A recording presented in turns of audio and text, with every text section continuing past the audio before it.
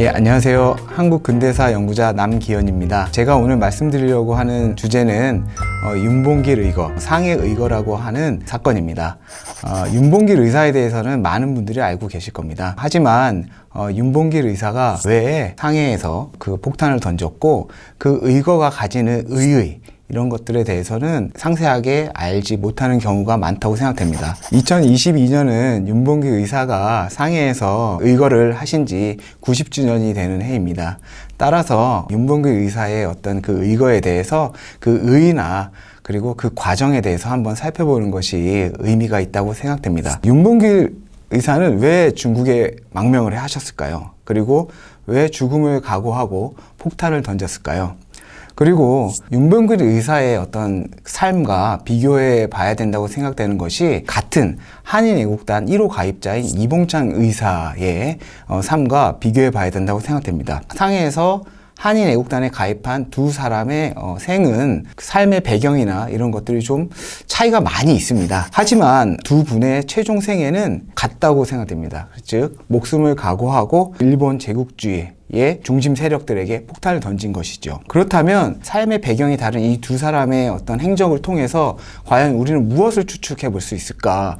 그리고 이들의 죽음을 통해서 당시 식민지의 어떤 실상, 그리고 식민지의 실상을 파악한 청년들의 어떤 생각에 대해서 알아볼 수 있는 계기가 될지 않을까, 이러한 생각을 해볼 수가 있겠습니다. 그리고 일부 분들, 그리고 대부분은 일본의 어떤 극우적인 생각을 가지신 분들이겠지만 이봉창 의사의 동경에서의 의거, 그리고 윤봉길 의사의 상해에서의 의거를 테러리스트들의 소행이다, 테러리즘의 하나의 일환이다, 이렇게 설명하는 경우가 있는데, 이것에 대해서도 한번 과연 생각해 볼 여지가 있겠다는 생각이 듭니다. 그러면 윤봉길 의사의 어떤 생애를 중심으로 해서 설명을 좀 한번 드리려고 합니다. 윤봉길 의사는 1908년 6월에 충남 예산군에서 태어났습니다. 부친 윤황, 그리고 경주 김씨의 장남으로 태어나셨습니다. 그리고 한 4살까지 생활을 하시다가 1911년에 그 옆에 같은 동네입니다. 같은 동네 쪽으로 이사를 가셨고요. 그래서 윤봉길 의사가 태어나서 4살까지 사셨던 집을 광현당이라고 하고, 그 다음에 4살 이후부터 중국 망명까지 살았던 집을 저한당이라는 이름을 이렇게 붙이고, 현재는 그 충청남도 쪽에서 이제 사적지로 관리를 하고 있습니다. 그리고 윤봉길 의사의 본관은 파평입니다. 그리고 본명은 우이고, 그리고 호는 매헌입니다. 본명이 우이인데 이 이름이 이제 후에 봉길로 바뀌게 되는 것이죠. 그리고 이제 1918년에 이제 덕상 공립보통학교를 입학합니다. 윤봉길 의사가 중국 망명 전에 겪었던 중요한 사건이 몇 가지가 있는데요. 그 중에서 이제 첫 번째는 1919년에 일어난 3.1운동이라고 할 수 있겠습니다. 윤봉길 의사가 1919년에 3.1운동을 경험하게 되는데요. 윤봉길 의사가 지냈던 예산 시내에서는 처음으로 일어났던 것이 이제 덕산역 마을 한천시장에서 4월 3일 날 3.1운동을 경험하시게 됩니다. 그런데 3.1운동을 이렇게 보고 났더니 좀 회의가 드는 겁니다. 아무래도 일본의 어떤 압박이라든가 그런 어떤 시위에 대한 강압적인 진압, 이런 것들을 보고 나서 본인이 이제 다니는 학교에 대한 어떤 회의감이 들었던 것이죠. 즉 윤봉길 의사는 덕산 공립보통학교를 다니고 있는데, 이 학교의 교육 자체가 기본적으로 일본인 교장, 그리고 일본 식민지 하에서의 어떤 그 상황을 반영할 수밖에 없기 때문에 과연 이런 곳에서 본인이 직접 공부를 하는 것이 과연 올바른 것인가, 이런 생각을 했다고 합니다. 그러면서 이제 그 학교를 자퇴를 결심하게 되는 것이고, 그리고 이제 그 이후에 이제 한학을 수학하기로 결심을 합니다. 그래서 1921년에 14살이 됐는데요. 그때 성주록이라는 분이 운영하는 오치서숙이라는, 어떻게 보면은 서당이라고 할 수가 있을까요? 거기에 이제 입학을 하게 되시는 거죠. 그러면서 이제 한학을 공부를 하긴 하지만 윤봉길 의사 같은 경우는 굉장히 어떤 사회적인 상황이나 이런 것들에 대해서 관심이 좀 많았던 걸로 이렇게 알려져 있습니다. 그렇다면은 그 사회적 상황을 가장 빨리 접할 수 있고 신학문을 접할 수 있는 기회는 어떻게 보면 당시에 가장 대중적으로 편찬되는 신문, 그리고 잡지라고 할 수 있겠습니다. 그래서 윤봉길 의사가 가장 즐겨보고 그랬던 신학문을 접하고 사회적인 상황을 알 수 있었던 잡지로는 개벽, 그리고 신문으로는 동아일보가 되겠습니다. 그래서 하나의 그 에피소드가 있는데요. 그 윤봉길 의사가 굉장히 엄했다고 합니다. 그래서 동생들에게도 굉장히 엄하게 교육을 하고 그랬다고 하는데, 그 윤봉길 의사의 막내 동생이 어느 날 윤봉길 의사를 보니까 뭐 좀 눈물도 훔치고 좀 그러고 있다는 거예요. 그래서 왜 그런가, 이렇게 형이 왜 그런가 이렇게 해서 봤더니 이 시를 보고 있었던 겁니다. 즉 개벽에 실린 이상화의 빼앗긴 들에도 봄은 오는가 라는 시를 보고 이렇게 좀 눈물을 흘리고 감동을 받았다고 하는데요. 여기 보이시는 이 시 내용이 바로 이상화의 시인의 시인데, 빼앗긴 들에도 봄은 오는가 라는 유명한 시입니다. 그러니까 현재 우리 한국의 실정이 일본에 이렇게 빼앗긴 상황에서 그 시를 적은 건데, 이것이 굉장히 윤봉길 의사에게 와닿는 점이 있었던 것 같습니다. 그 다음에 두 번째로는 이제 역사책을 이제 굉장히 즐겨서 봤다고 하고요. 그리고 일본어를 스스로 그렇게 공부를 하셨다고 합니다. 이것은 후에 말씀드리겠지만 윤봉길 의사에게 굉장히 큰 장점으로 작용을 하게 됩니다. 윤봉길 의사의 그 스승이었던 오치록 선생님 같은 경우, 한학을 가르치셨던 오치록 선생님 같은 경우는 일본어를 공부하지 않았으면 좋겠다, 이렇게도 말씀을 하셨다고 합니다. 하지만 윤봉길 의사는 일본어를 이제 스스로 자습하면서 일본어 자체를 이렇게 공부하는 그런 모습을 보입니다. 1925년에 오치 서숙을 수료하고요. 그 다음에 이제 성주록 선생이 서숙을 수료한 기념으로 호를 내려줍니다. 우리가 잘 알려진 매헌 윤봉길, 이렇게 해서 알려진 그 매헌이라는 호를 내려주고요. 이 매헌이라는 거는 이제 매곡, 즉 성주록 선생 본인의 호가 매곡이었고, 성산문이라고 혹시 들어보셨죠? 세조 때 사육신의 한 명이었던 성산문의 호가 매주컨이었는데요. 이 매주컨의 한 글자를 따서 이렇게 매헌이라고 땄다고 합니다. 그리고 그 이후에 이제 그 성주록 선생님이 홍성 지역에 이제 유교 부식회, 그러니까 유교 관련해서는 어떻게 좀 더 큰 단체가 되겠죠. 이쪽으로 이렇게 추천을 하게 되는 것이고, 그 이후에 윤봉길 의사는 스스로 이제 서당을 차리고 학생들의 어떤 교육, 이런 쪽에 관심을 보이시게 됩니다. 그래서 이제 윤봉길 의사에 대한 어떻게 보면은 중국 망명의 이전의 어떤 출생에서부터, 그리고 중요한 사건이었던 3.1운동, 그걸 계기로 해서 한학을 수학하는 모습을 한번 보셨습니다. 다음 시간에는 윤봉길 의사에게 또 큰 사건을 줬던 계기가 있는데, 그게 공동묘지 표말 사건, 그 다음에 광주 학생운동입니다. 이것에 대해서 한번 살펴보도록 하겠습니다. 안녕하세요. 남기현입니다. 지난 시간에는 윤봉길 의사의 출생, 그리고 윤봉길 의사의 생각이 바뀌게 되는 계기가 됐던 사건으로 3.1운동을 이렇게 언급드렸습니다. 윤봉길 의사 같은 경우는 이제 보통학교에서 이제 자퇴를 하시고 한학을 수화하시고 이제 서당을 차리시고 학생들을 가르치시고 이런 쪽에 좀 관심을 많이 기울이시게 됩니다. 그런 와중에 이제 오늘 이제 제가 말씀드릴 크게 두 가지 사건이 있는데, 하나는 공동묘지 포멸 사건, 그 다음에 하나는 광주 학생운동입니다. 그래서 이 두 사건을 계기로 윤봉길 의사의 생각이 굉장히 조금 바뀌게 된다고 하나요? 이런 식으로 좀 더 일본에 대한 당시 일제의 통치, 식민지 통치에 대한 어떤 자각, 이런 것들을 더 하시게 되는 계기가 됩니다. 먼저 공동묘지 표말 사건에 대해서 말씀드리겠습니다. 이 사건은요, 결정적으로 윤봉길 의사가 농촌 계몽운동, 즉 농촌 부흥운동에 앞장서게 되는 결정적인 계기가 된다고 알려져 있습니다. 당시에 이제 윤봉길 의사가 서당을 차려가지고 아이들을 가르치고 있는데, 어느 날 어느 한 사람이 찾아온 겁니다. 그러면서 그 사람이 공동묘지에 보면은 푯말이 있죠. 이렇게 누구의 묘지인지 가리키는 푯말이 있는데, 이런 것들을 다 가져온 겁니다. 그러면서 이렇게 윤봉길 의사에게 이렇게 물어보는 거죠. 내가 글자를 읽을 수 없으니까 아버지 이름을 좀 찾아달라고 한 겁니다. 그래서 윤봉길 의사가 아버지 성함이 어떻게 되냐 물어보고 그 얘기를 하고 나서 이제 찾아준 거죠. 누군지. 그런데 윤봉길 의사가 가만히 생각해보니까 가장 문제는 뭐냐면, 이 아버지 이름을 찾기 위해서 이 농민이 다른 사람들의 표말도 다 가져온 겁니다. 뽑아온 겁니다. 그러니까 그 얘기는 결정적으로 그 농민의 아버지의 무덤뿐만 아니라 다른 사람들의 무덤까지도 이제 알 수 없게 되어버리는 거죠. 그래서 이제 윤봉길 의사가 그 모습을 보면서 이제 어떻게 보면은 충격을 좀 받으신 것 같아요. 아, 지금 우리나라가 이렇게 일본의 식민지에 해서 통치를 받는 것은 우리 내부의 문제도 있구나. 즉, 무지. 그리고 이런 것들에 의해서 깨닫지 못한 것들, 따라서 농촌 계몽 운동을 하는 것이 시급한 문제구나, 이렇게 생각하는 계기가 되었다고 합니다. 그러면서 이제 야학당을 개설하고요.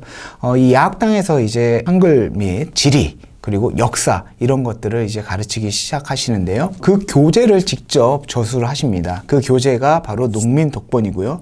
이 농민독본에는 자주, 그리고 평등, 뭐 이런 생각을 조금 강조해서 이제 편집을 했고, 그리고 그 가운데서 이제 농민들이 어떻게 보면 주인이 되고 주체가 되는 이런 것들을 표현했다고 합니다. 그리고 윤봉길 의사 같은 경우는 자신의 이제 동생들을 가르치기 위해서 직접 이제 명심보감을 저술을 하기도 하고요.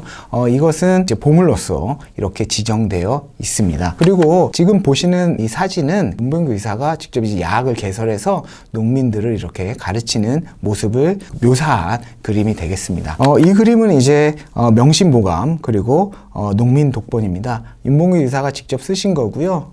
윤봉길 기념관 쪽에 가보시면 직접 보실 수가 있습니다. 그래서 농민계몽운동을 이제 야학을 설치하면서 기본적으로 전개함과 동시에 이제 윤봉길 의사는 그 농민회나 뭐 이런 것들도 조직하시게 됩니다. 첫 번째는 뭐 목계 농민회, 이런 것들을 만드시게 되고요. 두 번째는 위친계라고 해가지고, 위친계는 말 그대로 어버이들을 봉양하는 계가 되겠습니다. 어버이를 봉양하고 계절마다 회비를 걷고, 그리고 신상의 변동이라든가 어버이들이 뭐 이런 것들이 있을 때 쓰는 비용을 마련하게 되는 것이죠.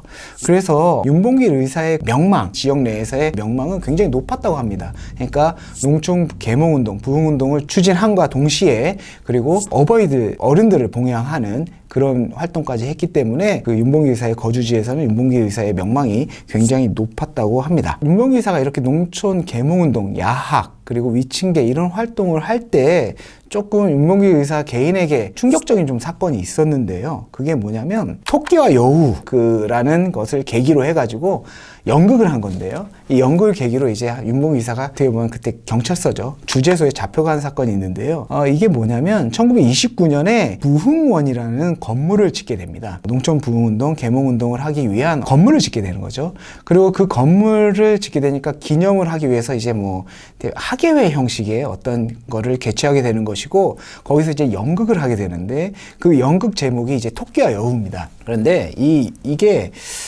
어떤 내용이냐면 이제 여우가 있고 토끼가 있고요, 거북이가 있습니다. 그런데 토끼하고 거북이하고 이제 좀 다투는 거예요. 왜 다투냐면은 먹는 거를 가지고 이제 다투는 것이죠. 왜냐면 이게 똑같이 나눠 먹어야 되는데 그걸 이제 좀 더 자기가 갖겠다고 이렇게 나누는 거죠. 그 가운데 이제 여우가 등장합니다. 여우가 중재를 서주겠다는 것이죠. 내가 너희들 똑같이 나눠줄게 하는 거죠. 근데 여우가 먹습니다. 조금 잘라 먹고, 이제 그러면 크기가 똑같아지지 하면서 말을 하니까 한쪽이 더 큰 거예요. 그러면 그 한쪽을 또 맞추기 위해서 여우가 또 한쪽을 먹고, 그 다음에 또 이게 또 크기가 다르니까 또 한쪽을 먹고, 그렇게 되다 보면은 토끼하고 거북이가 먹어야 될 식량이나 뭐 이런 음식이 계속 줄어들게 되는 것이죠. 그리고 결국 그것은 다 누구에게 돌아간 거냐면 여우에게 돌아간 겁니다. 그러니까 이것은 식민지의 실상을 이제 굉장히 우화적으로 표현한 것이 되겠죠. 토끼하고 거북이는 이제 어떻게 보면은 한국을 상징하는 것이고, 그리고 그 여우 같은 경우는 한국을 점령한 일본을 상징하는 것이다, 이렇게 볼 수가 있겠는데요. 그것을 이제 알려지니까 이제 덕산 이제 주재소에서 윤봉길 의사를 호출한 거죠. 호출하고 잡아가서 이제 취조를 하게 된 것이고, 그 안에서 며칠간 이제 취조를 당하고 풀려났다고 합니다. 이러한 것을 계기로 해서 이제 윤봉길 의사는 좀 더 일본에 대한 식민지의 현실, 이런 것들, 표현의 자율성을 해치는 이런 상황을 의식하게 되었다고 생각됩니다. 자, 그 다음에 윤봉길 의사가 이제 좀 더 체계적으로 농촌 부흥운동을 하기 위해서 만든 단체가 바로 월진회라는 단체입니다. 이 단체는 이제 날로 나아가자, 그리고 달마다 전진하자, 이런 뜻을 가진 단체가 되겠고요. 월진회 활동 목표는 이렇습니다. 일단 첫 번째, 야학. 그 다음에 두 번째, 강연회입니다. 강연을 통해서 이제 애국사상이나 이런 것들을 고취하게 되는 것이고요.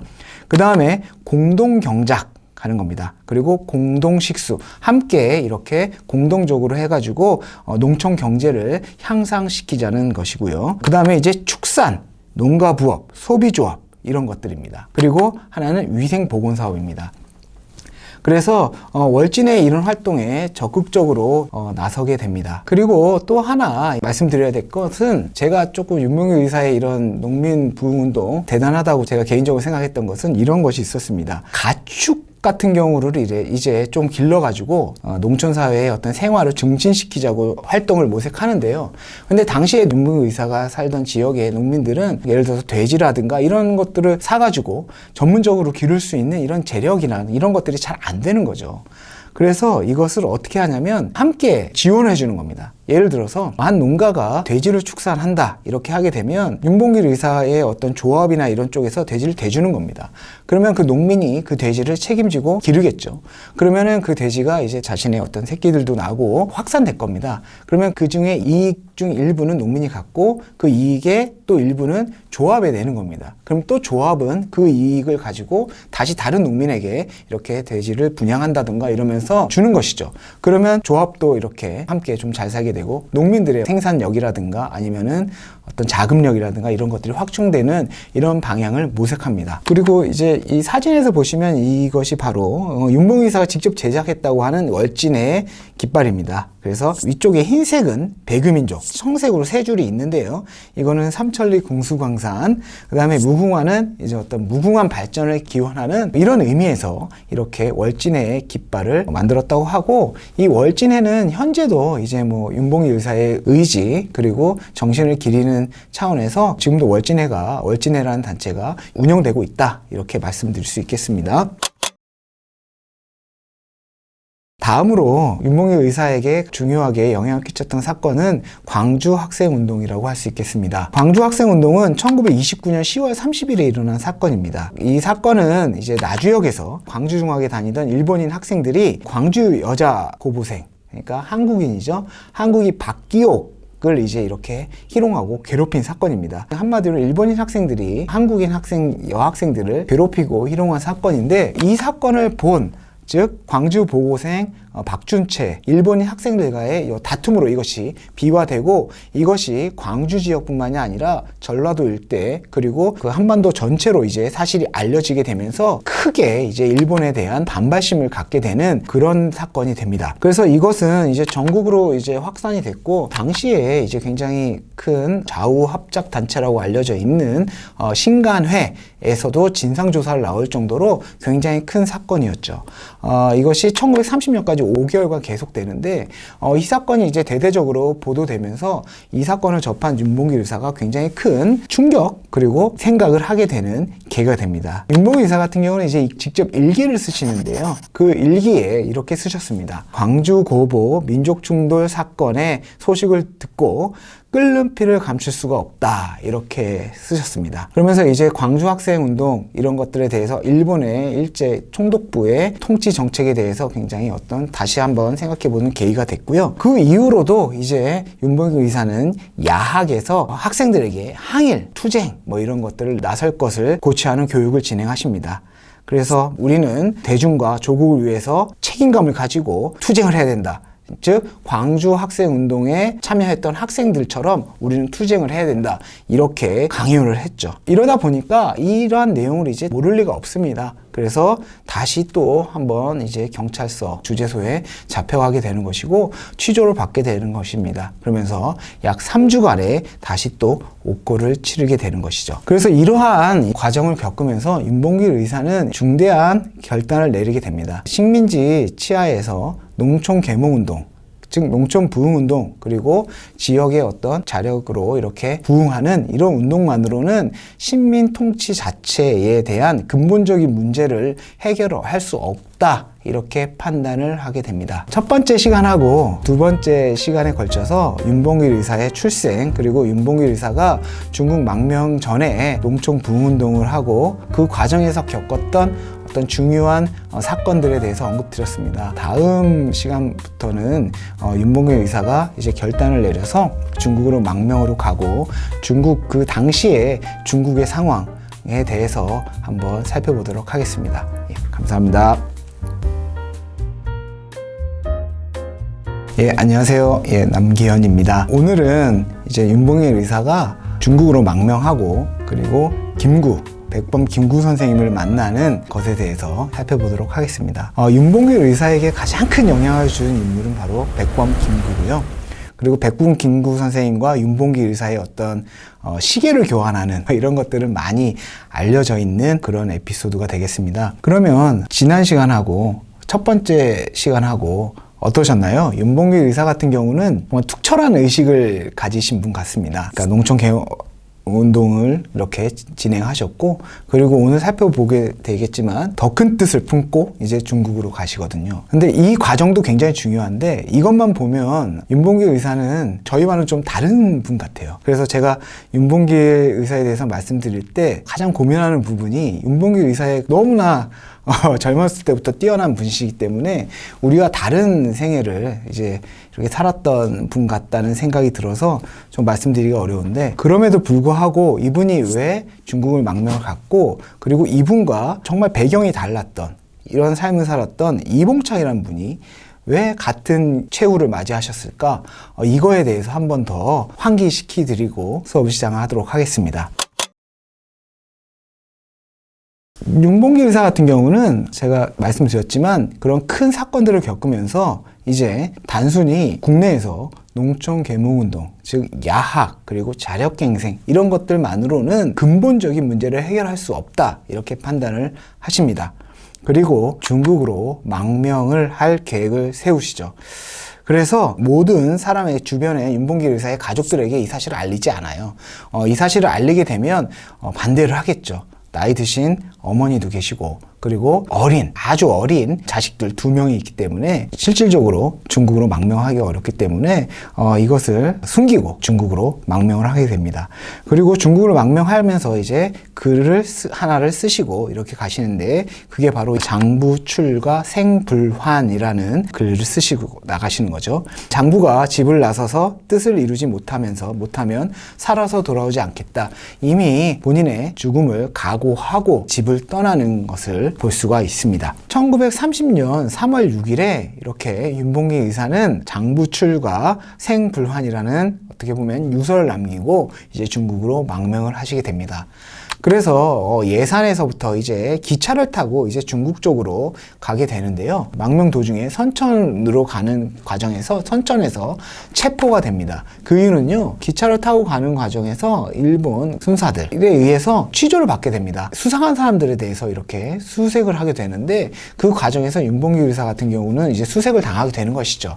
근데 그때 때마침 윤봉길 의사의 품 안에 어머니에게 이제 쓰는 편지가 있었던 겁니다. 그 편지에 이제 어떤 내용이 있었냐면, 중국으로 가서 본인의 뜻을 이렇게 펼쳐보겠다는 이런 내용이 담겨져 있었던 것이죠. 이것을 보고 이제 수상하다고 파악을 해가지고 선천 주재소로 잡혀가게 되는 겁니다. 그래서 이제 옥고를 치르게 되는 것이고요. 다행히 풀려나게 됩니다. 풀려나게 되고, 당시에 상해에 이제 대한민국 임시정부가 있었기 때문에 이쪽으로 이제 가려고 마음을 먹었는데, 여비 문제라든가 이런 것들이 이제 해결이 안 되는 것이죠. 장기간에 걸쳐서 이제 예상과 다르게 주재소에 잡혔기 때문이죠.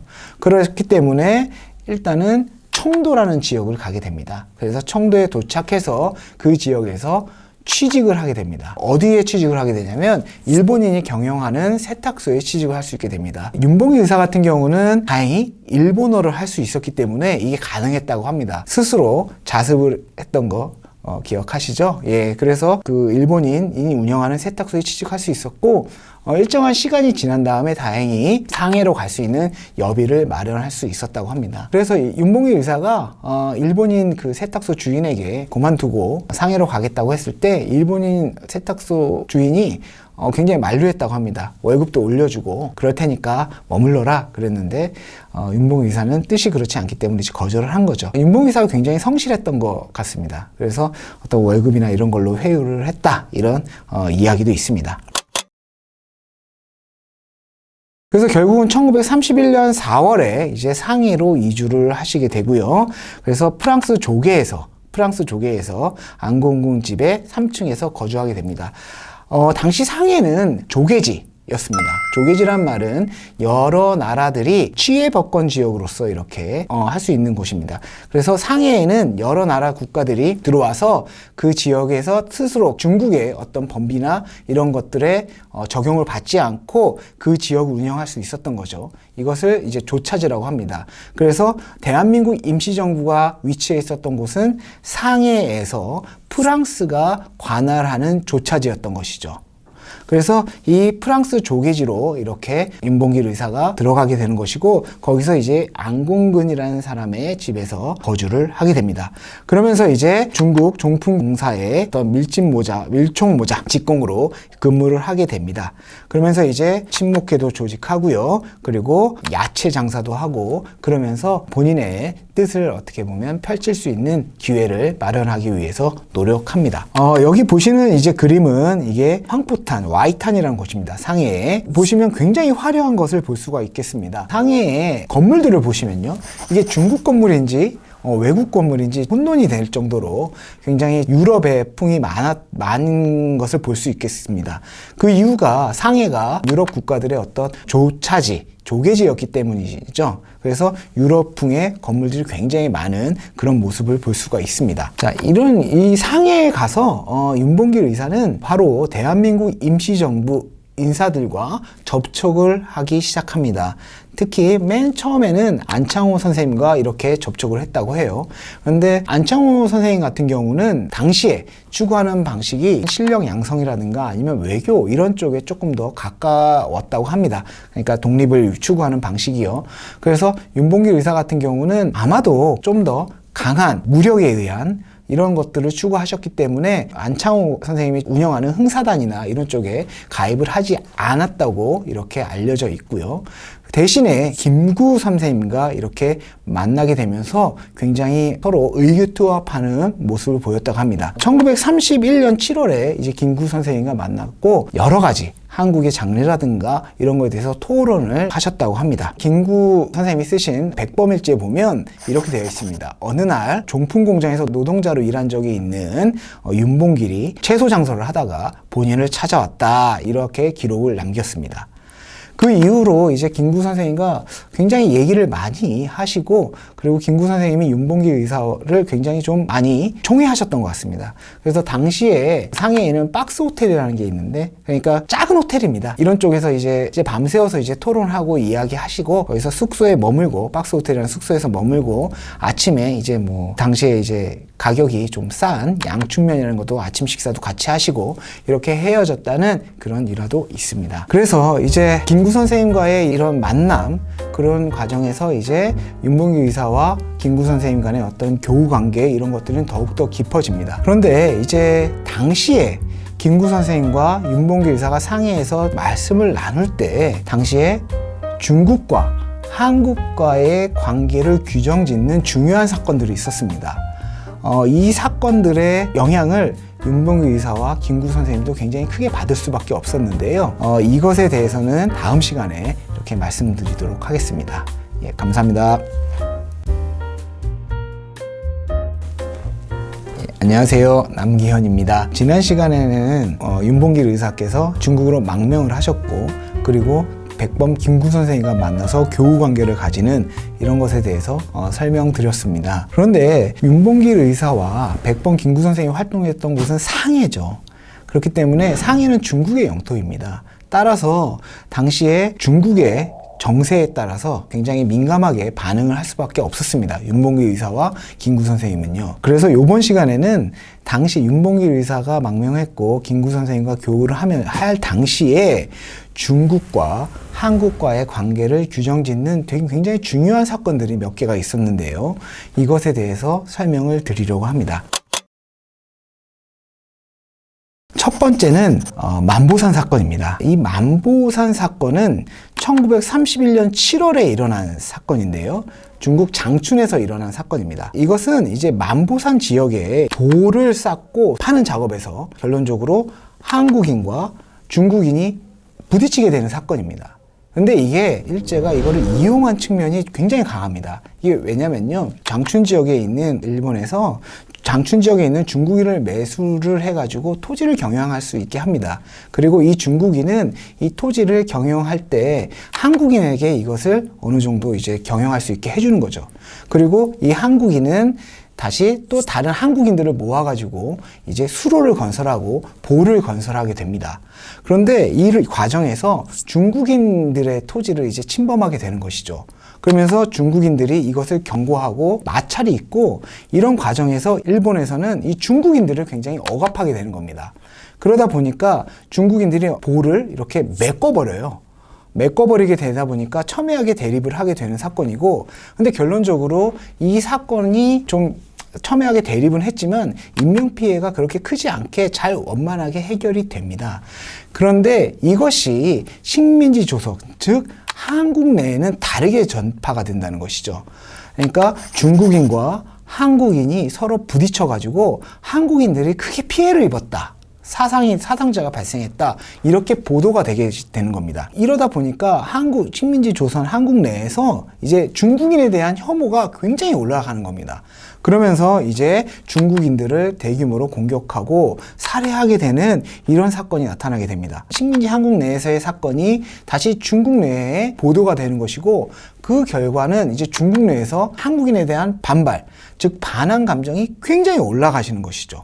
그래서 중국 내에서 한국인에 대한 박해가 굉장히 일어나게 되는 것이고, 어떻게 보면 중국인들 일부는 한국인들이 일본의 끈앞풀이라고 해야 되나요? 이런 사람으로 이렇게 오해되는 이런 경향이 되는 겁니다. 그렇다면 이 만보산 사건의 영향으로 이제 중국 내에서의 독립운동이라든가 독립을 위한 활동이나 이런 것들이 지지를 얻기가 굉장히 어려워지는 상황이 펼쳐질 수가 있게 되는 겁니다. 두 번째는 바로 만주사변입니다. 만주사변이라는 것은 말 그대로 일본이 중국의 만주를 침범한 사건입니다. 이 계기가 됐던 사건은 봉천 외곽의 일본이 관할하는 만주 철도가 파괴되는 사건이 일어나는데요. 이것을 계기로 해서 이제 일본은 이것이 중국 쪽 소행이라고 이렇게 얘기를 합니다. 그런데 이것은 어떻게 보면 일본이 스스로 파괴했다는 설이 좀 강합니다. 이걸 계기로 해가지고 일본군이 중국을 침공하게 되는 거, 만주 쪽을 침공하게 되는 것이고, 그 결과 만주국이 만들어지게 되는데요. 일본이 만주사변을 일으킨 이유는 일본 국내적인 문제도 컸습니다. 당시에 이제 일본은 1차 세계대전에서 승전국이거든요. 1차 세계대전에서 승전한 이후에 굉장히 호황을 누렸습니다. 근데 그 호황 자체가 1920년대 후반부터 1930년 초반 이 정도 되면은 그 호황 자체가 이제 꺾이게 되는 것이죠. 그러다 보니까 국가 내에서 재정적인 문제가 굉장히 발생하게 되는 것이고, 그 결과 군 병력 자체를 이렇게 감축하려는 시도를 하게 됩니다.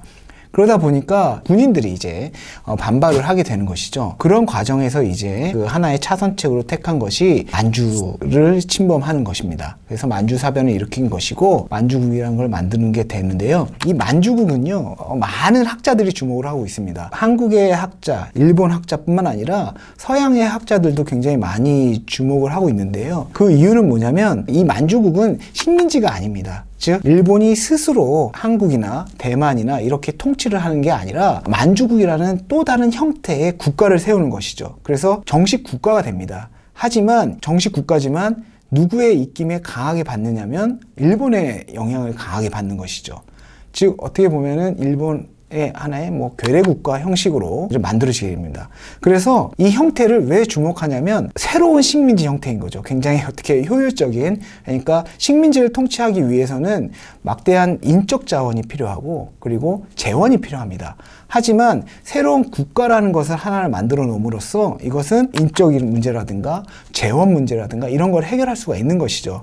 그렇기 때문에 이 만주국이라는 존재에 대해서 많은 학자들이 관심을 갖고 있습니다. 근데 또 그 만주국을 만들면서 이제 직접적인 식민지를 하지 않으면서 얻는 효과가 있었습니다. 즉 일본이 중국이라는 나라를 침범하지 않았다는 것을 국제사회에 이렇게 알릴 수가 있는 것이죠. 즉 만주국을 총괄하는 사람은 일본이 아니라 청나라 황실의 일원이었던 후이입니다. 그래서 만주족이기 때문에 이 만주족이 자신들의 지역을 통치한다는 명분을 세웠기 때문에 국제사회에서 어떤 침범, 침략 이런 것들의 어떤 비난 이런 이런 것들로부터 벗어날 수가 있었던 것이죠. 그리고 또 이 만주국이 성립되면서 우리 한국 그 독립운동에도 굉장히 큰 타격을 받습니다. 왜냐하면 만주 지역을 중심으로 이렇게 독립운동을 했기 때문에 그 지역에 있었던 독립군 부대라든가 이런 단체가 만주국이 성립되면서 이제 굉장히 어떤 타격을 받을 수밖에 없었던 것이죠.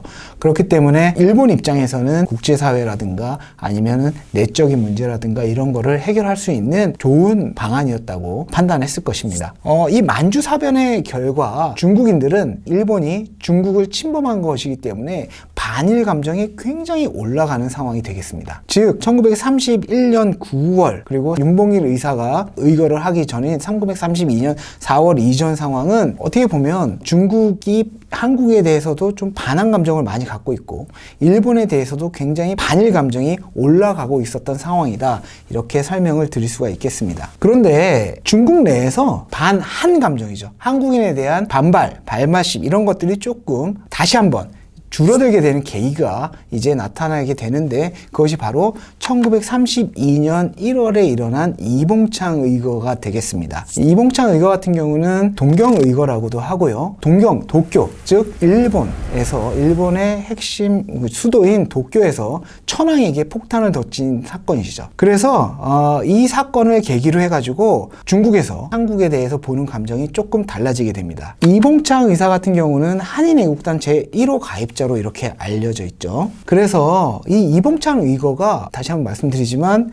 한국인에 대한 만보사 사건을 계기로 해가지고 중국 내에서 일어났던 반한 감정을 누그러뜨리는데 큰 역할을 하게 됩니다. 그렇기 때문에 이봉창 의거에 대해서는 조금 더 자세하게 설명을 드릴 필요가 있다고 생각되고요.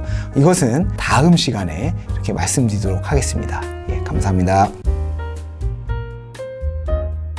예, 안녕하세요. 남기현입니다. 자, 이번 시간에는 이봉창 의거와 상해사변에 대해서 말씀을 드리려고 합니다. 이봉창 의거하고 상해사변이 과연 윤봉길 의거에 어떤 관련이 있느냐 이렇게 의문을 가지실 수가 있겠는데요. 이봉창 의거와 상해사변이 윤봉길 의사가 당시에 거주하고 있던 중국 상해에서 굉장히 큰 이슈로 작용했고 어떻게 보면 윤봉길 의사도 이봉창 의사와 같이 본인도 어떻게 보면 나라를 위해서 희생할 수 있다 생각을 하셨기 때문에 이게 굉장히 중요한 사건이라고 할 수가 있겠습니다. 그리고 특히 이봉창 의사 같은 경우는 제가 몇 번 말씀드린 것 같지만 윤봉길 의사와 어떻게 보면은 삶의 과정, 배경이 굉장히 다릅니다. 하지만 그럼에도 불구하고 윤봉길 의사 그리고 이봉창 의사 모두 일제의 통치에 반대해서 폭탄을 던진 것이죠. 삶의 배경을 다른 이 두 사람이 그런 같은 결과를 내는 것에 좀 생각을 해봐야 될 면이 있어서 조금 더 이봉창 의거에 대해서 알아보고 그리고 이봉창 의거가 어느 정도 영향을 끼쳤다고 생각되는 상해사변에 대해서 한번 살펴보도록 하겠습니다. 먼저 이봉창 의사에 대해서 조금 살펴볼게요. 이봉창 의사는 일본의 중심지 그러니까 식민지 본국이라고 할 수 있는 일본의 수도인 도쿄에서 이 천황에게 폭탄을 던진 인물입니다. 그렇다면 얼핏 생각하기에 이 이봉창이라는 사람은 굉장한 사람이잖아요. 그러니까 어떻게 보면은 천황에게 폭탄을 던진 사람이기 때문에 처음부터 정말 한국의 독립이나 이런 것들에 투철한 의식을 가지고 행동을 했던 것이라고 이렇게 생각을 하기 쉽습니다. 그런데 그렇지가 않습니다. 제가 이제 설명을 드릴 건데요. 이봉창 의사의 일본인 이름이 있습니다. 기노시타 쇼조인데요. 얼핏 생각하기에 그러면 이봉창 의사가 일본인이라는 것을 이름을 가지고 일본인으로 가장을 해가지고 독립운동을 편하게 하기 위해서 이렇게 일본인 이름을 가졌구나 이렇게 생각하기가 쉬운데요. 한번 이봉창 의사의 행적을 한번 살펴보면서 확인해 보는 것도 좋겠습니다. 이봉창 의사는 일본으로 건너가거든요. 일본으로 건너가는데 왜 일본으로 건너갔는지를 한번 살펴봐야겠습니다.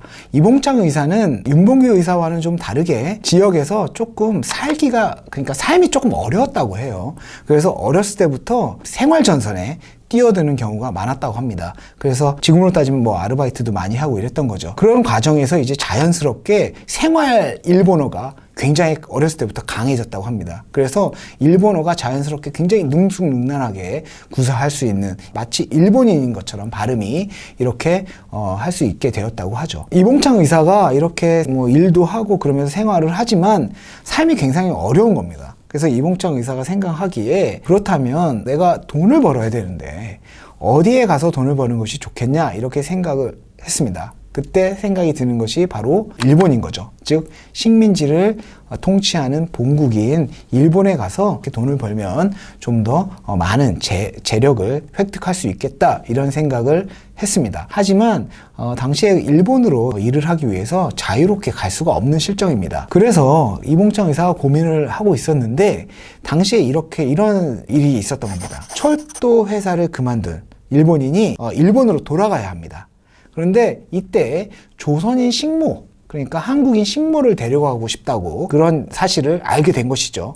그래서 이봉창 의사가 좋은 기회구나, 이렇게 생각을 하고 자신의 조카를 그 식모로 추천을 하고, 그리고 자신은 후견인 형식으로 해가지고 일본으로 가는 것으로 결정을 하게 되는 것이죠. 그러니까 이봉창 의사가 일본으로 간 이유는 뭐 독립운동을 위한다든가 이런 것보다는 본인의 재력, 이런 것들을 위한 거였고, 어떤 성공, 출세, 이런 것들을 위해서였다고 생각하시면 되겠습니다. 이제 일본으로 이렇게 이제 건너간 이후에 이봉창 의사는 취직이나 이런 것들이 좀 쉽게 됐다고 합니다. 왜냐면 일본어를 굉장히 잘하고, 그리고 굉장히 성실하게 일했다고 해요. 하지만 한국인임을 알려지는 순간 월급을 받지 못하는 경우도 있었고, 이런 생활이 이어지니까 결국은 힘든 상황에서 영양실조도 오고요, 그리고 각기병도 오고 이랬답니다.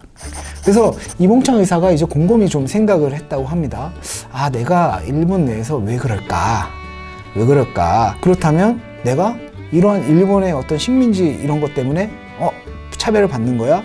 그래서 일본에 저항해야지, 이렇게 생각을 하지를 않았습니다. 어떻게 생각을 했냐면요, 이봉창 의사는 내가 조선인이기 때문에, 내가 한국인이기 때문에 차별을 받는다고 생각했습니다. 그러면 어떻게 해결하면 되냐? 내가 한국인처럼 행동하지 않으면 되는 겁니다. 일본인이 되겠다는 결심을 한 겁니다. 기노시타 쇼조라는 이름을 써서 한국인이라는 정체성을 버리겠다고 결심을 한 것이죠. 하지만 이럼에도 불구하고 상황은 변하지가 않습니다. 여전히 본인은 한국인일 수밖에 없다는 결론을 내리는 것이죠. 일본어를 아무리 잘하고, 그리고 이름을 일본인으로 바꾸고 일본인처럼 행동을 해도 한국인이라는 차별, 이런 것은 계속 받을 수밖에 없었습니다. 그래서 이봉창 의사가 드디어 결론을 내린 것이, 자신은 한국인이다, 조선인이다, 이렇게 결론을 내렸고, 그렇다면 한국인으로서 대우를 받으려면 어떻게 해야 되느냐, 이런 고민을 하게 된 것이죠. 그러면서 이제 대한민국 임시정부가 있는 상해로 건너가게 됩니다. 그런데 이봉창 의사가 상해로 갔을 때 이제 대한민국 임시정부 요인들도 많이 접하려고 하고 이야기도 하게 되는데요. 많은 대한민국 임시정부 인사들이 경계를 했다고 합니다. 왜냐하면 이봉창 의사의 생활, 그 어떤 모습, 이런 것들이 너무나 일본인 같았던 거죠. 일본어도 너무나 잘하고, 그리고 말도 너무 허언이 심하다. 예를 들어서 이렇게 얘기를 했다고 하죠. 나는 천황이 가는데 천황을 바로 앞에서 봤다. 그런데 폭탄도 던질 수 있는데 당신들은 왜 그런 행동을 하지 않느냐, 이런 형식의 이야기도 했다고 합니다. 그러니까 많은 사람들이 오해를 한 거죠. 일본이 스파이 아니냐. 그러면서 김구 선생한테도 굉장히 접근하지 말고 경계해라, 이런 식의 이야기도 많이 했다고 합니다. 이것은 이제 윤봉길 의사와는 조금 다른 이봉창의 모습을 볼 수가 있는 거거든요. 윤봉길 의사는 처음부터 굉장히 반듯한 모습이었기 때문에 임시정부 인사들이 굉장히 좋아했다고 합니다. 조금 다른 측면이 있는데, 하지만 이봉창 의사의 어떤 진심이나 이런 것들을 이제 알아본 분이 바로 백범 김구 선생님입니다. 그러면서 이제 백범 김구 선생님과 이봉창 의사와의 어떤 대화, 이런 것들을 통해 가지고 도쿄에서 의거를 하기로 이렇게 결정을 하고, 한인 애국단이라는 단체의 1호로 이제 이봉창 의사가 가입을 하게 되는 것입니다. 그리고 김구 선생님과 함께 천황을 암살하려는 계획을 세우게 되는 것이죠. 그래서 이 그림은 선언문입니다. 이봉창 의사가 천황에게 폭탄을 던지기 전에 맹세한 이제 자필로 쓴 선언서가 됩니다. 1932년 1월 8일에 이제 사쿠라 다문, 즉 천황이 궁궐로 들어가는 길목인데요. 여기에서 이제 천황에게 폭탄을 투척합니다. 하지만 수류탄 한 발은 불발하고 이제 한 발은 빗맞게 되는 것이죠. 그렇게 되면서 이제 잡혀가게 되고, 당시에 이제 이봉창 의사가 수류탄을 던졌을 때 주변 사람들이 폭탄을 던진 사람을 이제 몰랐다고 해요. 그래가지고 다른 사람을 잡혀가는데 이봉창 의사는 본인이 했다고 이렇게 얘기하고 잡혀간다고 합니다. 그리고 1932년 9월 30일에 이제 사형 선고를 받고 이제 얼마 후에 교수형이 집행되게 됩니다. 그런데 당시에 이봉창 의사의 의거를 본 중국 언론에서 이봉창 의거를 설명을 한 이후에 끝에 이렇게 말을 합니다. 불행히도 겨우 부속차에서 폭발했다라고 합니다. 이것은 뭐냐면 불행히도 라는 말이 있는 거죠. 그 말 뜻은 이걸 보도한 언론에서는 폭발했으면 좋겠다는 뉘앙스로 이렇게 해석이 될 수가 있는 것이죠. 이것에 대해서 이제 일본 측에서는 문제 제기를 하는 것이죠. 반일 감정이 이렇게 드러난 것이 아니냐, 그러면서 이제 외교 문제로 비화되게 됩니다. 그리고 이것이 어떻게 보면은 일본이 상해 지역을 공격하는 상해 사변의 직접적인 원인은 아니라고 볼 수도 있지만 또 하나의 계기가 되는 사건이라고도 볼 수가 있겠습니다. 이러면서 이제 이봉창 의거가 갖는 의의는 지난 시간에 말씀드렸던 만보사 사건으로 인해서 한국인에 대한 중국 내에서 반발심이 있었는데, 이제 이봉창 의거를 통해서 그것이 어느 정도 반전될 수 있는 계기가 되었다는 겁니다. 한국인이 중국인이 반발심을 가지고 있는 그리고 일본의 그 천황에게 폭탄을 던졌다는 것을 통해서 한국과 중국과는 함께 할 수 있는 어떤 존재라는 것, 한국인과 중국인을 함께할 수 있는 존재라는 걸 인식시켜 줄 수 있었던 계기가 되는 것이죠. 그리고 그 이후에 이제 1932년 1월 28일에 상해 사변이 일어나게 됩니다. 이것은 뭐냐면 중국 내에서 만주 사변이 일어났고, 그렇기 때문에 일본에 대한 반일 감정이, 그러니까 중국 내에서의 반일 감정이 굉장히 올라가게 됩니다. 이런 과정에서 일본과 중국과의 마찰이 일어나게 되는데요. 중국 반일 감정을 가지고 있었던 중국인들이 일본 승려들을 구타하는 사건이 일어납니다. 그런데 이것을 계기로 해가지고 명분 삼아서 이제 일본군이 중국 상해로 이제 침범을 하게 되는 것이죠. 그러면서 중국군과 전쟁을 벌이게 되는 것이고, 그 과정에서 일본이 승리하게 되는 것입니다. 이 상해 사변과 또 그 이전에 일어난 만주 사변, 이걸 통해서 중국 내에서 일본에 대한 반일 감정은 굉장히 높아질 수밖에 없는 것이죠. 이러한 배경을 바탕으로 상해 사변이 일어난 이후 한 3개월 이후에 윤봉길 의사가 중국 홍커우 공원에서 의거를 하게 됩니다. 다음 시간에는 윤봉길 의사가 상하에서 의거를 하는 모습, 과정, 이런 것들을 한번 살펴보도록 하겠습니다. 감사합니다. 안녕하세요, 남기현입니다. 이번 시간에는 윤봉길 의사의 의거의 과정, 그리고 의거의 결과에 대해서 한번 살펴보도록 하겠습니다. 지난 시간에 말씀드렸지만 일본은 상해 사변을 일으켜가지고 중국군과 싸움을 했습니다. 전쟁을 했죠. 그런데 거기에서 승리를 했습니다. 그렇다면 이 승리에 대한 어떻게 보면 자축 행사를 해야 될 것입니다. 그렇다면 이 자축 행사를 언제 할 것인가를 결정을 해야 되는데, 마침 4월 29일 날, 그러니까 1932년 4월 29일 날 천장절, 그 일본 천황의 생일을 기념하는 행사가 잡혀 있었고, 이것과 함께 이제 일본 천장절을 기념하면서 상해 사변의 승전을 기념하기로 이렇게 결정을 하게 됩니다. 그래서 김구 선생을 비롯한 여러 인사들은 이때가 이제 거사를 행사할 적절한 시기라고 생각을 합니다.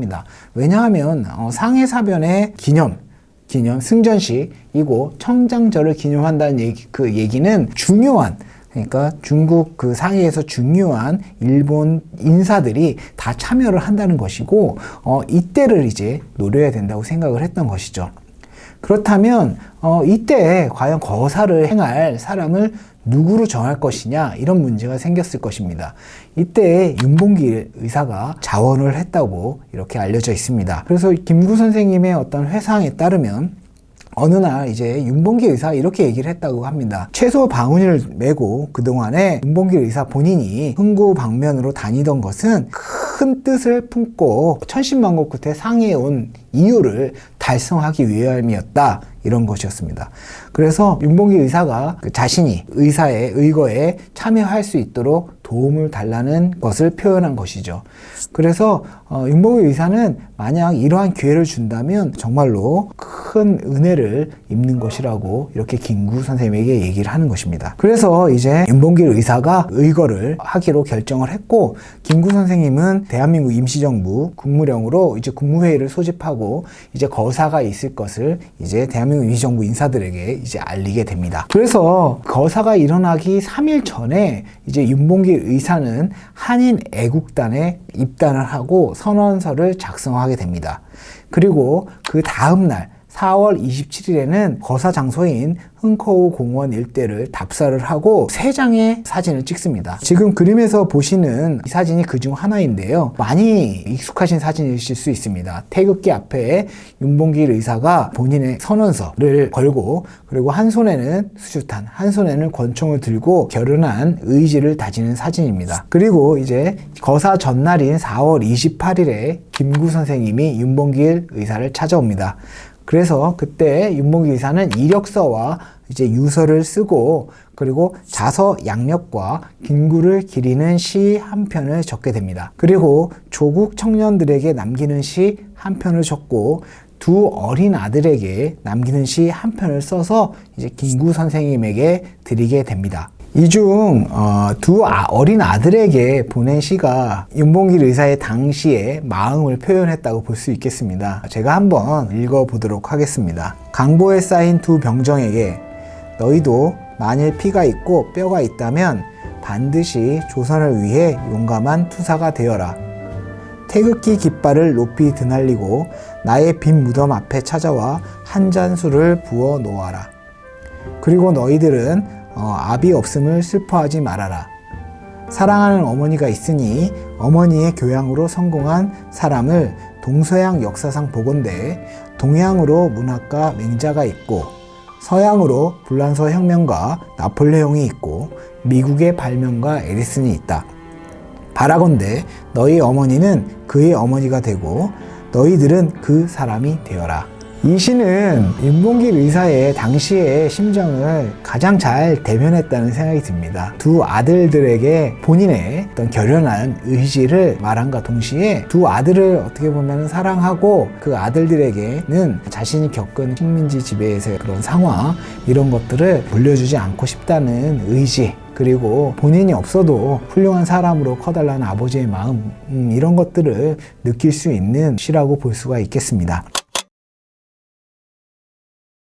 이제 거살 당일이 됐습니다. 4월 29일입니다. 이날 이제 아침에 김구 선생님과 윤봉길 의사가 함께 식사를 합니다. 이때 이제 시계 교환을 하게 되는데요. 이 이야기는 많은 분들께서 알고 계실 겁니다. 이때 윤봉길 의사는 이제 식사를 하다가 김구 선생님이 이제 시계를 보게 되는 것이죠. 그러면서 이렇게 얘기합니다. 제 시계는 어제 산 거, 즉 선서식 이후에 6원을 준 시계고, 선생님이 찬 시계는 2원에 불과하니까 제 것과 바꾸자고 제안을 합니다. 왜냐하면 내가 산 시계는 이제 1시간만 사용할 것이니까 교환을 하자고 이렇게 제안을 합니다. 그리고 김구 선생님은 이 말을 듣고 후일에 우리 지하에서 함께 만나자고 이렇게 얘기를 하시죠. 이 사진은 김구 선생님의 시계와 윤봉길 의사의 시계의 모습입니다. 지금 현재 김구 선생님의 시계는 윤봉길 기념사업회에서 보관하고 있고요. 그 다음에 윤봉길 선생님의 시계는 김구 기념사업회에서 이렇게 보관을 하고 있습니다. 그리고 또 하나의 사진인 김구 선생님과 윤봉길 의사가 함께 찍은 사진은 김구 선생님과 윤봉길 의사가 사진을 3장을 같이 찍었는데요. 그때 찍은 한 장이 되겠습니다. 그리고 이제 윤봉길 의사는 김구 선생님과 헤어진 이후에 흥커우 공원 쪽으로 향하게 됩니다. 식장으로 도시락과 수통을 지고 가는데요. 이것이 이제 둘 다 폭탄이었던 것이죠. 그러면 윤봉길 의사가 어떻게 식장으로 갈 수가 있었는가? 그리고 윤봉길 의사는 도시락과 수통을 어떻게 들고 갈 수 있었는가를 생각해 보면 상해 사변에 대한 축하식, 그 다음에 천장절을 기념한 그 행사에는 일본인들만 들어갈 수 있었습니다. 근데 윤봉길 의사는 이제 일본어를 좀 잘하는 데다가 좀 경비가 허술한 새벽에 미리 이렇게 입장을 했다, 이렇게 알려져 있습니다. 그리고 당시에 이제 식장에 참여하는 사람들은 필수 지참물이 있었는데 그것이 도시락과 수통이었습니다. 그래서 이 도시락과 수통 모양을 한 폭탄을 제작하고 그것을 이제 가지고 들어갔던 것입니다. 그래서 거사 장소에 들어간 윤봉길 의사는 굉장히 어떻게 초조하고 그리고 긴장된 마음을 감출 수가 없었는데요. 이것에 대해서는 윤봉길 의사는 이렇게 표현을 했습니다. 기다림의 시간이 천년처럼 길게 느껴졌고 이제 행사가 9시에 드디어 시작됐다. 그리고 날씨가 좀 흐리고 비가 오듯이 이런 상황이었다, 이렇게 말씀을 하셨습니다. 그리고 이제 11시 30분 정도가 됐을 때 일본 국가가 울려 퍼집니다. 국가가 울려 퍼지니까 사람들이 모두 다 일어나야 될 것입니다. 그때가 이제 약간 어수선한 상황이 되는 것이고, 이때 이제 윤봉길 의사가 거사를 시행한 것이 되겠습니다. 그래서 윤봉길 의사는 노래가 끝나는 순간에 어깨에 메고 있었던 수통을 던지죠. 수통 폭탄을 던지게 되는 것입니다. 보통 많은 분들이 도시락 폭탄을 익숙하게 알고 있는데, 많은 학자들은 도시락 폭탄은 이제 자결용이고 수통이 거사용이라고 이렇게 말씀을 하십니다. 수통 같은 경우는 그런 장점이 있었다고 합니다. 어깨에 메고 있었기 때문에 물을 마시는 듯한 이런 행동을 하게 되면 좀 주변에서 이제 의심을 안 했다는 것이죠. 그래서 이제 수통을 거사에 활용하는 폭탄으로 삼았다, 이렇게 알려져 있습니다. 사진에서 보이는 그림이 윤봉길 의사께서 이제 사용하셨던 폭탄의 모습입니다. 수통 폭탄과 그리고 하얀 보자기에 담겨져 있는 것이 이제 도시락 폭탄이 되겠습니다. 근데 이 폭탄 같은 경우는 백범 김구 선생님이 굉장히 심혈을 기울여서 준비했다고 합니다.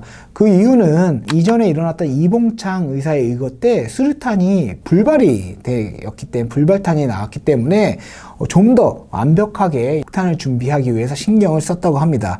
그래서 이때 당시에 이 폭탄은 지금으로 치면 이제 수류탄, 그러니까 세열 수류탄과 비슷하다고 하는데, 즉 수류탄 같은 경우는 목표지점에 터지게 되면 폭발과 함께 주변에 이제 파편으로 나가게 되면서 주변 사람들을 공격하게 되는 이런 형식인데, 윤봉길 의사가 사용했던 폭탄도 이러한 형식이었다고 알려져 있습니다. 그리고 당시에 일본 외무성 산하의 경찰이 직접 이제 분석한 폭탄 분석에 따르면 폭탄의 표면은 하얗고 그걸 보자기로 싸고 있었고, 이 도시락 폭탄도 그렇고 수통도 그렇고 일반적인 물건이랑은 전혀 구별이 되지 않을 정도로 똑같은 모양을 가지고 있었다, 묘사를 하고 있습니다. 그리고 당시에 상해 사변의 승전식이고 그리고 천장절을 기념하기 때문에 당시의 상황은 굉장히 경비가 삼엄했습니다. 그러니까 육군 기관총 부대라든가 기병대, 보병대, 야포부대 한 6천여 명, 그리고 해군 장갑차 부대까지 이렇게 삥 행사장을 두르고 있었습니다. 이러한 상황에도 불구하고 거사를 시행하고 성공할 수 있었다는 것은 윤봉길 의사의 굉장한 집중력과 의지력을 보여준다고 볼 수 있겠습니다. 이 그림은 윤봉길 의사의 어떤 의거를 묘사한 그림입니다. 이 윤봉길 의사의 의거는 일본 입장에서는 굉장히 큰 충격이었습니다. 그 이유는 윤봉길 의사가 던진 폭탄에 의해서 일본의 유력자들, 당시의 유력자들이 상당수 부상을 입거나 죽게 되었는데요. 예를 들어서 당시에 일본 해군 제13함대 사령관이었던 노무라 같은 경우는 윤봉길 의거에 의해서 오른쪽 눈을 실명하게 됩니다. 또 상해 파경군 사령관이었던 시라카와 같은 경우는 현장에서 중상을 입고요. 1개월 정도 후에 결국은 사망하게 됩니다. 그리고 중국 주재 일본 공사였던 시게메스 같은 경우는 다리를 절단하게 되는 상황이 펼쳐지게 되는 거고, 가와바타 같은 사람은 또 사망하게 되는 상황이 펼쳐지게 됩니다. 따라서 윤봉길 의거 같은 경우는 일본 사람들이 굉장히 큰 충격을 주었고, 당시에 윤봉길은 바로 붙잡혀게 됩니다. 지금 보시는 그림은 윤봉길 의사가 의거 후에 일본군에 의해서 이렇게 잡혀서 붙잡히는 모습입니다. 사진을 보시면 윤봉길 의사 같은 경우는 옷이 굉장히 좀 흙 같은 것도 좀 묻어 있는 것 같고요. 그 다음에 머리도 굉장히 헝클어져 있고 얼굴에 좀 핏자국도 있는 것 같습니다. 이게 왜 그러냐면 윤봉길 의사는 총을 던지고 바로 제압됩니다. 주변에 있는 일본인들이 윤봉길 의사를 바로 제압을 하는 거죠. 그리고 쓰러뜨린 다음에 구타를 합니다. 그 이후에 이제 군경이 와서 윤봉길 의사를 연행해 가는 모습입니다. 그래서 이 사진 같은 경우는 그러한 모습을 이제 적나라하게 볼 수 있는 것이라고 하겠습니다. 윤봉길 의사의 의거는 당시 중국 사회에서도 크게 보도가 됐습니다. 그래서 뭐 차이나 위클리 같은 곳에서도 크게 보도가 됐고, 그 다음에 한국에서도 역시 크게 보도가 됐습니다. 동아일보에서도 크게 대대적으로 이렇게 보도를 했습니다. 이상으로 윤봉길 의사의 의거가 어떤 형식으로 이렇게 진행됐는지에 대해서 살펴보았습니다.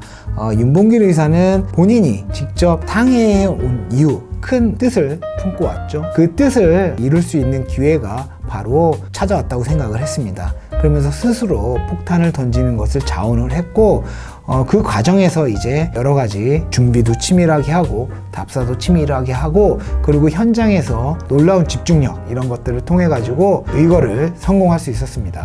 그리고 그 의거는 당시 일본의 유력 인사들에게 큰 피해를 줬기 때문에 당시에 중국 신문 그리고 한국 신문에도 크게 대대적으로 보도가 됐습니다. 그리고 이것은 일본 사회에서도 굉장히 큰 영향을 주게 됩니다. 이러한 일본 사회에서의 영향, 그리고 그 윤봉길 의사가 순국하시는 과정, 그리고 다시 중국 망명 이후에 한국으로 돌아오시는 과정에 대해서는 다음 시간에 말씀드리도록 하겠습니다. 감사합니다. 예, 안녕하세요. 남기현입니다. 오늘은 윤봉길 의사의 의거에 대해서 마지막으로 이렇게 살펴보도록 하겠습니다. 윤봉길 의사께서 이제 의거를 한 이후에 바로 이렇게 일본군에 붙잡혔고, 그 재판 결과 사형을 선고받으십니다. 그 과정에서 이제 순국을 하시게 되는데, 순국하시는 과정, 그 이후에 이제 귀국하시는 것, 윤봉길 의사의 의거가 한국과 중국에 어떤 영향을 줬는지, 즉 한국과 중국이 함께 일본에 맞설 수 있는 계기를 어떻게 줄 수 있었는지에 대해서 한번 말씀드리려고 합니다. 윤봉길 의사 같은 경우는 이제 바로 현장에서 이제 체포가 되었습니다. 그리고 1932년 5월, 그러니까 한 달 정도 후에 상해 일본 군법회의에서 살인, 그리고 살인 미수, 상해, 폭발물 취체 처벌 위반 그 명목으로 사형을 선고받게 되십니다. 그리고 1932년 11월에 이제 오사카 위수사령부 형무소로 이감되게 되고요. 한 달 후인 12월 18일 날 가나자와 위수구금소에 도착해서 갇히게 되십니다. 그리고 나서 1932년 12월 18일에 이렇게 수감된 이후에 바로 다음 날인 1932년 12월 19일에 오전 7시 15분에 형장에 도착하시게 되고 7시 40분에 순국을 하시게 됩니다. 순국은 이제 총살형을 당하시게 되는 것이고, 그런 과정에서 순국하시게 되고 한 10시 30분 경에 공동묘지, 그 당시에 그 가나자와시 주변, 노다산 주변에 공동묘지가 있었는데 그쪽 서쪽에 암장이 되게 됩니다. 당시에 일본 가나자와시 지역 신문에서는 이렇게 보도를 했습니다. 일본군에 의한 총살이 있지만 실제적으로 총살이 이루어진 것은 러일 전쟁 과정에서 2번 있었다. 그 이후에는 없었는데 그 후 윤봉길 의사에 대한 총살이 집행된 것이 최초다라고 보도를 했습니다. 즉 윤봉길 의사는 8개월이라는 정말 최단 시간에 사형이 집행된 사례라고 볼 수 있겠습니다. 즉 일본이 윤봉길 의사의 의거에 대해서 얼마나 악한 감정, 그리고 보복을 해야 된다는 의식을 가지고 있었는지를 알 수 있습니다. 지금 사진에 보시게 되면 이 사진이 윤봉길 의사가 순국하실 때의 사진입니다. 윤봉길 의사는 십자가 형태의 틀에 이렇게 묶이게 됩니다. 그리고 눈을 이렇게 하얀 두건으로 이렇게 가리시게 되고 무릎을 꿇리게 되는 거죠. 그리고 나서 이제 총살형이 되는 것이고, 그 가운데 윤봉길 의사의 이마에 보면 빨간 점이 보이실 텐데 이것이 이제 일본군의 총알이 윤봉길 의사의 이마를 관통해서 윤봉길 의사께서 순국한 모습을 이렇게 보인다고 하겠습니다. 일본군은 이렇게 윤봉길 의사를 총살형으로 이렇게 집행한 이후에 공동묘지나 이런 쪽에 이렇게 팻말을 세워서 묻어주지는 않습니다. 즉 형틀과 함께 윤봉길 의사의 유해를 그 일반, 어떻게 보면은 사람들이 많이 왔다 다닐 수 있는 한쪽에 쓰레기 같은 것도 버릴 수 있는 그런 장소에 이렇게 내장을 합니다. 그렇게 된다는 얘기는 윤봉길 의사의 무덤이 어디 있는지 정확하게 알 수가 없다는 것이죠. 그리고 그 지역 사람들이나 그곳에 관계했던 사람들이나 그 위치를 대략 알 수 있을 뿐 윤봉길 의사의 유해를 이렇게 알 수가 없습니다. 거기에다가 그러니까 이 윤봉길 의사의 유해가 묻혀져 있는 곳을 모르기 때문에 사람들은 자연스럽게 그곳을 이제 밟고 다니게 되는 것이죠. 그래서 이러한 것이 이제 윤봉길 의사에 대한 반감 그리고 악감정의 표현이라고 이렇게 생각하시는 분들도 많이 있습니다. 윤봉길 의사의 유해는 이렇게 수모를 좀 당했다고 볼 수가 있겠습니다. 그 이후에 이제 해방 이후, 즉 1945년에 해방 광복된 이후에 이제 적극적으로 윤봉길 의사의 유해를 이렇게 모셔와야 된다는 움직임이 일어나게 되었고, 1946년 3월에 유해봉환단이 유해를 발굴하고 이제 봉환을 추진하게 됩니다.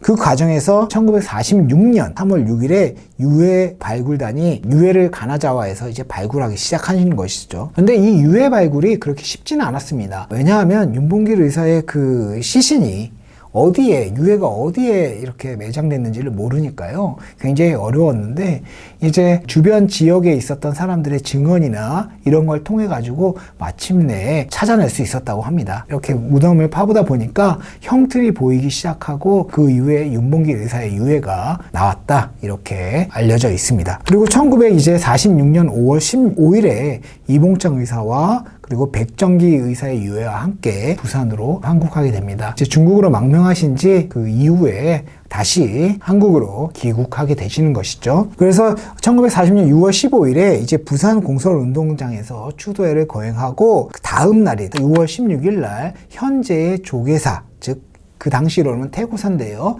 여기에 안치되었고, 1946년 7월 6일에 이제 현 효창공원 의사 묘역에 안치가 되셨습니다. 지금 보시는 이 사진이 윤봉길 의사의 유해를 발굴하는 모습의 사진입니다. 이 사진이 이제 윤봉길 의사의 시신을 발굴하기 위해서 이렇게 했을 때 형틀이나 이런 것들이 보이기 시작했을 때 사람들이 이렇게 모여서 관심을 가지게 되는 이때의 모습이라고 이렇게 알려져 있습니다. 이 사진은 윤봉길 의사께서 이제 한국으로 귀환하시는, 윤봉길 의사의 유해가 한국으로 이렇게 귀환한 모습을 찍은 사진이 되겠습니다. 지금 보시는 이 사진은 일본 가나자와에 만들어져 있는 윤봉길 의사 기념비입니다. 그런데 이 기념비와 관련해 가지고 약간의 이야기가 있는데요. 한국과 일본 간에 첨예하게 대립하는 문제 중에 하나가 독도 문제입니다. 그런데 일본의 어떤 한 구구 청년인 겁니다.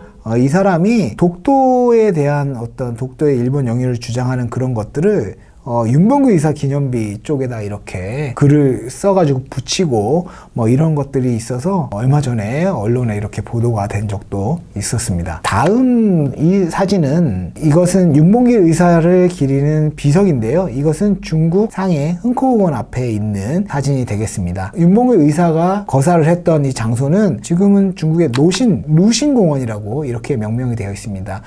루신은 중국에서 가장 존경받는 문학 중에 한 명이고, 그래서 이 분을 기리기 위해서 흥코공원이 루신공원이라고 불리고, 그리고 그 안으로 들어가다 보면은 이제 윤봉길 의사를 기리는 그런 어떤 기념관 형식의 건물도 이렇게 볼 수가 있습니다. 이 사진은 윤봉길 의사의 유해가 모셔져 있는 효창공원 324 묘역입니다. 총 4분의 묘소가 조성되어 있는데요. 한 분은 아직 비석이 없습니다. 그리고 그 비석이 없는 무덤을 기준으로 오른쪽으로 가보시게 되면 맨 처음이 이봉창 의사의 묘, 그 다음에 가운데가 윤봉길 의사의 묘, 가장 바깥쪽이 백정기 의사의 묘소가 됩니다. 그리고 비석이 없는 묘소의 주인공은 안중근 의사입니다.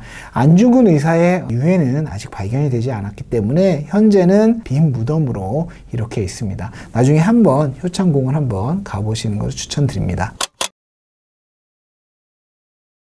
다음으로 윤봉길 의거가 과연 당시 중국과 한국 사이의 관계를 어떻게 영향을 줬는지에 대해서 살펴보도록 하겠습니다. 당시 중국의 국민당 정부를 이끌었던 장개석은 자신의 일기에서 이렇게 얘기를 했습니다. 옛사람이 말하길 국가의 원수와는 한 하늘 아래서는 같이 살 수 없다고 하였다. 여기에서의 국가의 원수는 중국의 원수죠. 중국의 원수는 일본이 되겠습니다. 그래서 일본과 한 하늘 아래에서 살 수가 없다는 것이죠. 그런데 제가 중략을 하겠지만 그것에 대해서 반항하는 감정을 표출하는 중국인들이 없다는 것을 한탄합니다. 그리고 마지막에는 이렇게 얘기합니다.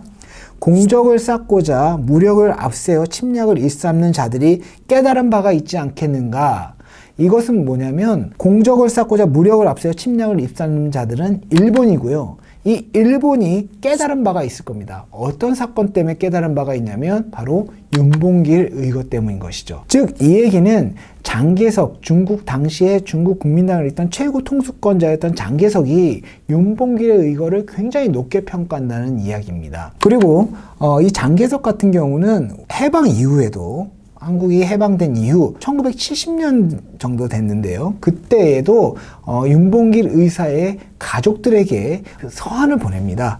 그 서한의 내용을 보시면 장렬천추라고 써서 직접 글을 써서 보내는데요. 이 이야기는 장렬한 그 의기가 천년의 빛이 난다는 이야기입니다. 그만큼 중국의 장개석 같은 경우는 윤봉길 의사를 굉장히 높게 평가했고 이와 함께 윤봉길 의거를 매우 중요시했다는 것을 알 수가 있겠습니다. 그렇다면 이 장개석의 이러한 반응이 과연 어떤 영향을 주었는가? 이것은 대한민국 임시정부의 어떤 독립운동 그리고 대한민국 임시정부의 위상이 강화되는데 큰 영향을 끼치게 됩니다. 대한민국 임시정부는 1919년에 상해에서 만들어진 이후에 여러 부침을 겪습니다. 왜냐하면 독립운동의 방향을 놓고 많은 독립운동가들이 갈등이 일어나게 되는데 그 갈등을 수습하기 위해서 만들어진 회의가 국민대표회의고 하지만 그 국민대표회의가 좌절되게 됩니다.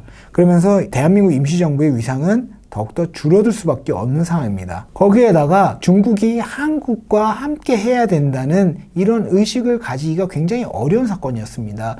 지난번에 말씀드린 만보사 사건이 있었죠.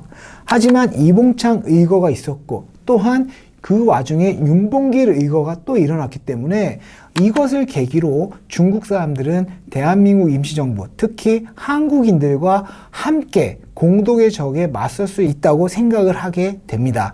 공동의 적은 일본이고요. 함께 일본에 맞설 수 있다고 생각을 하게 되는 것이죠. 그래서 장개석과 김구 선생님이 만나게 됐을 때 김구 선생님은 장개석에게 이렇게 요구를 합니다. 중국의 군관학교에서 한국인들의 장교, 군관을 양성할 수 있도록 허가해달라고 요구를 합니다. 그리고 그것을 장개석 정부가 받아들이는 거죠. 그러면서 중국 중앙육군군관학교 나강분교에 한인 특별반을 만들 수 있게 됩니다. 이와 같이 윤봉길 의거는 중국과 한국 간의 연합 그리고 중국이 한국의 독립운동을 지원하는 그러한 중요한 계기를 마련했다는 점에서 중요성을 지적할 수가 있겠습니다. 그리고 다음 보시는 이 사진은 대한민국 초대 부통령을 지냈던 이시영 선생님이십니다. 임시정부에서도 활동을 하셨고요. 이시영 선생님은 이렇게 얘기를 하십니다. 우리가 조국을 되찾고 조국 땅을 밟게 된 것이 모두가 윤의사 덕이다. 여기에서 윤의사는 윤봉길 의사입니다. 갓난 어린이가 깊은 연못에 빠져서 금방 가라앉는 위급한 찰나에 윤의사가 위험을 무릅쓰고 물속에 뛰어들어서 이 어린아이를 구했다. 이 물속에 빠진 이 위급한 어린아이는 바로 대한민국 임시정부가 됩니다. 그리고 이것을 물속에서 끌어올린 사람이 바로 누구냐면 윤봉길 의사가 되는 것이죠. 대한민국 임시정부의 위급한 상황을 윤봉길 의사의 의거에 의해서 타개할 수 있었다는 것을 언급한 것이라고 하겠습니다. 마지막으로 윤봉길 의사의 의거를 통해서 생각해 봐야 될 점이 있다고 생각합니다. 먼저 윤봉길은 왜 중국으로 망명을 했을까? 당시에 지역사회에서 활발하게 농촌부운동, 계몽운동 활동하고 있었고 그리고 나름 명망을 얻고 있었습니다. 그리고 부모님들도 모시고 있었고요. 어린 아이들 그리고 아내가 있었습니다. 그럼에도 불구하고 윤봉길을 중국으로 가게 하고 그리고 중국에서 의거에 참여하고 했던 그 원동력이 무엇일까? 그 이유는 무엇일까? 죽음을 각오하고 폭탄을 던진 이유는 무엇일까? 이런 것들을 생각해 봐야 된다고 생각합니다. 윤봉길 의사가 의거를 했을 때, 즉 폭탄을 던졌을 때 나이가 25입니다. 25이라는 나이는 굉장히 상대적인 게 있습니다. 지금의 현재의 25, 35, 45 이 나이와 과거 식민지 일제 시기 때의 25과는 또 분명히 차이가 있을 것입니다. 하지만 25이라는 나이에 그러한 결정을 하게 된 이유는 무엇일까? 이런 것들에 대해서 한번 고민할 필요가 있다고 생각합니다. 또한 같은 한인 애국단 소속으로 제가 이봉창 의사에 대해서도 좀 말씀을 드렸는데요. 삶의 어떤 가치관 그리고 삶의 배경 이런 것들이 완벽하게 달랐던 이봉창이라는 사람과 윤봉길이라는 사람이 내린 결론은 동일하다. 그리고 그 결론을 향해서 본인들이 택한 것이 동일하다는 것. 이것이 의미하는 것이 무엇인가? 그렇게 만들었던 식민지 치하에서의 한국, 일제의 식민지 통치에 대해서 한번 생각해 보아야 될 필요가 있다고 생각합니다. 또 일부 일본 학자들이나 아니면 아주 소수의 사람들이 이런 얘기를 하는데 이봉창 의사의 도쿄에서의 의거 그리고 윤봉길 의사의 상하이에서의 의거가 테러 아니냐 이런 이야기를 하는데 이봉창 의사와 그리고 윤봉길 의사의 의거는 명확한 목적의식을 가지고 있었습니다. 왜 폭탄을 던지는지 그리고 폭탄을 던지는 역사적 맥락이 있었다는 것이죠. 그리고 그 목적으로 했던 대상자들이 명확했습니다. 그렇기 때문에 현재 불특정 다수에게 행해지는 이러한 테러라는 개념을 가지고 이봉창 의사의 의거라든가 윤봉길 의사의 의거를 비판하는 것은 문제가 있다. 이러한 것에 대해서는 충분히 언급을 할 수 있겠다는 생각이 듭니다. 자, 그동안 수업 들어주셔서 감사합니다.